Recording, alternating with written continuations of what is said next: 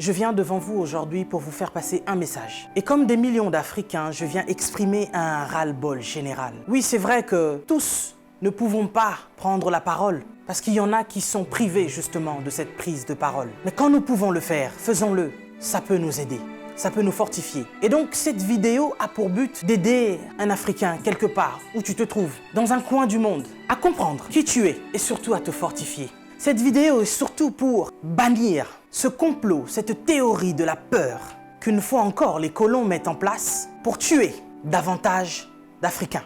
Nous sommes passés par des multiples choses et nous avons survécu. Et donc, ce qui nous arrive aujourd'hui, nous survivrons, chers Africains. Nous vaincrons. On nous parle d'épidémie, on nous parle de pandémie, on nous parle même de guerre. Mais laissez-moi vous dire que nous ne sommes pas seulement en guerre.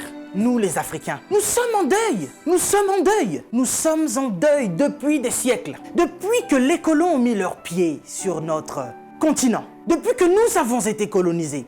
Depuis qu'on nous a volé ce qui nous appartenait. Depuis que des gens mal intentionnés ont compris la valeur du continent africain. C'est depuis ce jour-là que nous sommes en deuil.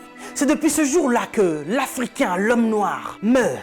Nous mourons depuis des siècles. Nous mourons à petit feu, mais nous mourrons en masse.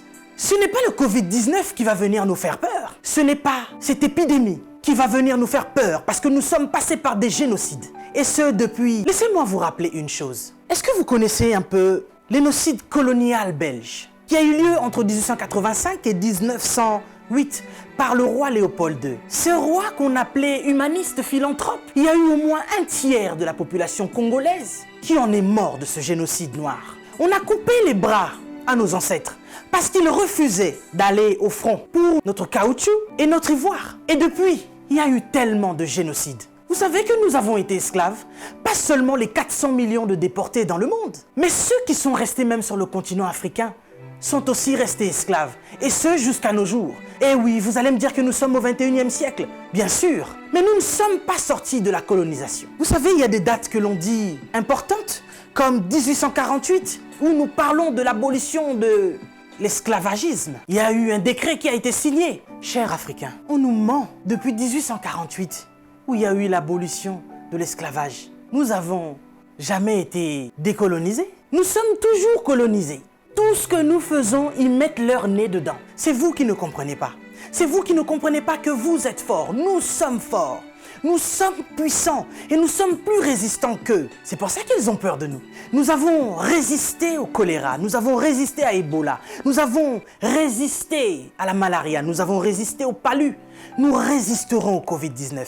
Ils veulent vous faire peur? Ils veulent nous faire peur? Il faut être prudent. Oui, la Bible nous recommande d'être prudent, mais pas d'avoir peur. Ils nous alarment sur cette épidémie qui n'a même pas encore tué 100 000 personnes. Mais en Afrique, c'est des millions d'âmes qui se meurent chaque jour de la famine. Eh oui, laisse-moi vous éclairer, vous ouvrir les yeux. Je vous ai dit que nous étions plus qu'en guerre, nous sommes en deuil. Nous sommes en deuil. Et c'est depuis qu'on nous a colonisés. Nous n'avons même pas pu pleurer nos morts, pour beaucoup, parce qu'ils les entassaient dans des fosses communes. Parce qu'il y a encore, à l'heure où je vous parle, nos frères qui sont en Libye et dans tous ces pays que vous connaissez, où il y a encore la traite des Noirs. Les esclaves modernes, il y en a encore. Et vous imaginez avec ce fléau d'épidémie, il y a encore des fermes humaines aujourd'hui. Nos frères sont en train de mourir et nos dirigeants sont conscients. Mais que font-ils? C'est plus qu'une pandémie, c'est plus que cette épidémie. On veut vous faire peur aujourd'hui? Lavez-vous les mains, lavez-vous les mains, lavez-vous les mains. Il n'y a pas d'eau potable. L'Africain, il est en train de mourir parce qu'il n'y a pas déjà d'eau potable. On se lave les mains. Ok, nous allons nous laver les mains, mais avec quelle eau? Vous parlez de confinement? Oui, l'Africain veut rester chez lui. Il n'y a pas d'électricité. L'Africain va manger quoi? Et c'est aujourd'hui, comme par enchantement, cher président, que vous signez des décrets de crise. Et vous vous posez la question, comment vous allez faire pour nourrir la population? Mais de quelle population vous parlez? Ces gens meurent depuis des années. Il y en a qui sont au pouvoir depuis plus de 40 ans. D'autres qui sont morts parce que justement, ils ont été destitués. Si on ne les avait pas chassés du pouvoir, ils seraient encore en vie. Vous êtes sans pitié, cher président. Vous et vos dames de fer. Vos enfants, n'en parlons même pas. Ce sont des people. Vous êtes à l'image de vos parents. Mais vous qui gouvernez, qu'est-ce que ça vous coûte d'offrir des hôpitaux décents aux Africains? Vous savez, nous sommes ici en France. Les personnels soignants sont en crise, sont en larmes depuis des années. Ils crient au scandale de ce qui se passe dans les hôpitaux. Pour nous autres qui avons des membres de nos familles qui travaillent dans les hôpitaux, nous savons ce que c'est. Ils nous racontent l'enfer de ce qui se passe dans les hôpitaux français. Mais du moins, nous avons des hôpitaux décents. Mais nous crions à la crise sanitaire. Mais en Afrique, c'est comme si c'est maintenant que vous vous réveillez. Je n'arrive pas à dormir. Je me vois mal aller dormir sur mon lit, alors que je pense à tout ce continent africain qui est en deuil. Et ça depuis. Je me dis, mais cette épidémie, cette pandémie, si ça devait toucher le petit peuple, qu'est-ce que nous allons devenir? Mais Africains, laisse-moi te dire que nous avons vaincu toutes ces épidémies. Choléra, Ebola, malaria, palu. Nous vaincrons ce petit Covid-19. Nous sommes plus forts que ça. Nous sommes bien plus forts que ça. Peut-être que je ne suis pas au courant, mais jusqu'à présent, ceux qui ont apporté cette épidémie, ce sont des gens qui sont venus de l'extérieur, les étrangers. Et puis ça touche des personnes qui sont bien placées, des gens qui, je pense, ont une belle vie. Mais ce petit peuple qui vit dans des bidonvilles, ce petit peuple qui vit des conditions sanitaires incroyables, Dieu préserve ce peuple. Cher Africain, laisse-moi te dire que tu es fort. On veut t'affaiblir mentalement pour te faire comprendre que tu es faible. Et voici que ça fait des siècles que l'homme noir meurt de la drépanocytose. Personne ne cherche le vaccin.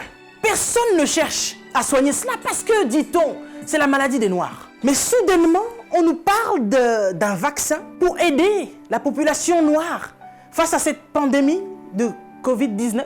Nous n'avons que faire de vos vaccins.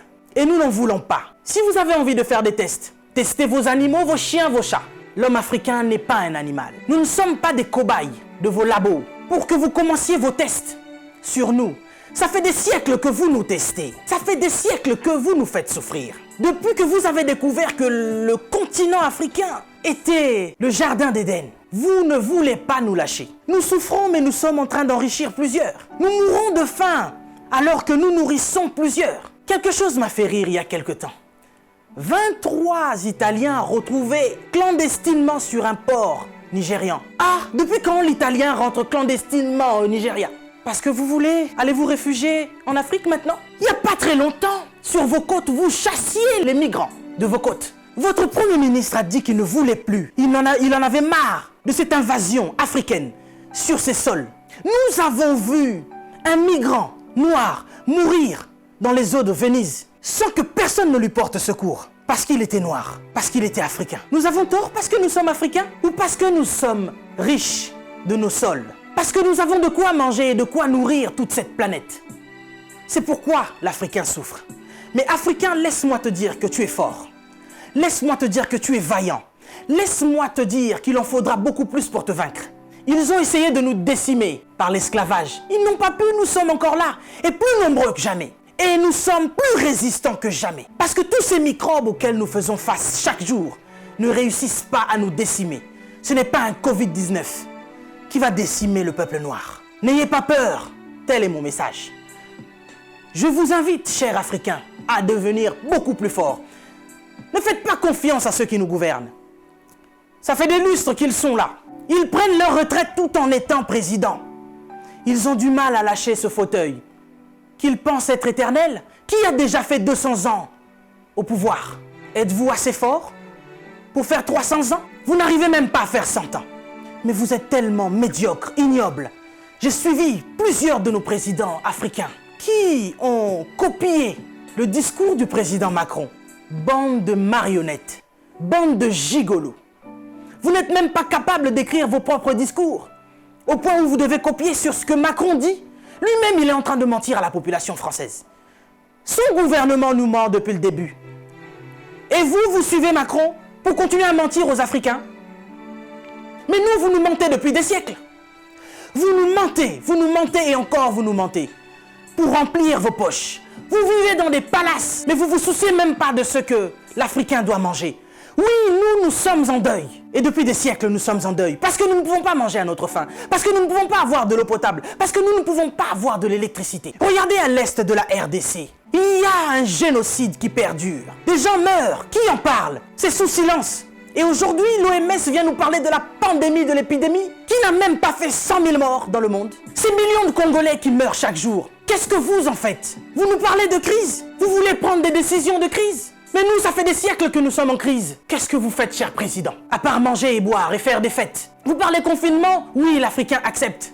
Mais nous sommes en confinement, nous, depuis des siècles. Les gens meurent tous les jours de la famine. Ça, ce n'est pas une épidémie, ce n'est pas une pandémie.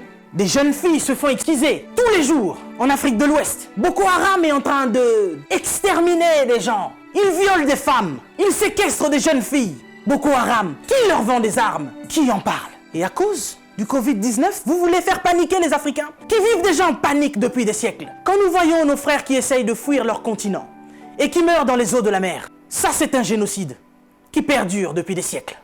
Et nous en avons marre, nous en avons assez. Nous voulons qu'il y ait un changement. Mais qu'est-ce qui vous manque à vous aujourd'hui? La Chine a pu construire un hôpital en 10 jours. Vous savez, ça fait depuis 72 ans, si je ne me trompe pas, que l'État d'Israël existe. Il y a quelque temps, Dubaï était un désert. Mais regardez aujourd'hui ce qu'ils ont fait. C'est parce qu'ils sont ensemble qu'ils ont pu construire ce qu'ils ont fait. Mais qu'est-ce qui vous manque, cher président africain, pour nous construire des hôpitaux décents? L'Angleterre a pu construire un hôpital en 2 semaines seulement pour faire face à cette crise sanitaire. Dieu est bon. Le Covid-19 est tellement impoli qu'il ne regarde même pas qui vous êtes. Président ou pas, il s'en fout. Il n'a pas respecté la reine d'Angleterre. Il est entré dans son palais, il a touché Charles. Il n'aura pas peur de vous. Mais par contre, là, vous êtes cuit. Puisque vous ne pouvez pas prendre vos avions pour venir vous faire soigner ici. Soit vous survivrez, soit vous mourrez. Africain, réveille-toi. Africain, lève-toi.